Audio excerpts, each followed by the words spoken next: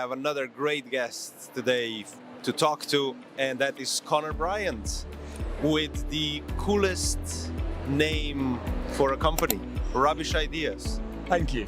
What kind of rubbish ideas are you thinking about in Rubbish Ideas? Our core idea is to challenge the idea that we should have rubbish, the idea of waste. To us, waste is ridiculous. We spend huge amounts of time as humans extracting resources from the environment. Oil is miles underground.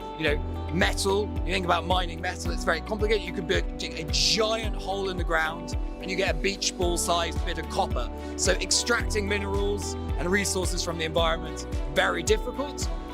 Waste contains everything that we need, right? That all of our products are made from the materials that we need to make new products. So it is in some ways completely mad that we have this concept of throwing stuff away, because I think we'd all find it easier if I asked you to go get me some metal.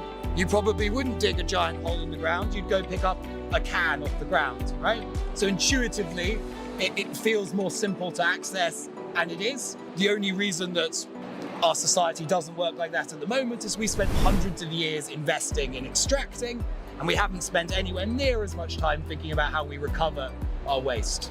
So, would you say that it's our old trash piles that are actually the new future sources of metal and other resources?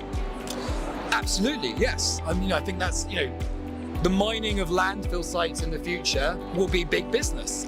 It makes sense. If you wanted to make a car, would you go to the scrap yards filled with old car parts, or would you try and turn a mountain into a car? You'd probably go to the scrap yards. It has everything you need, all of the components, all of the raw materials.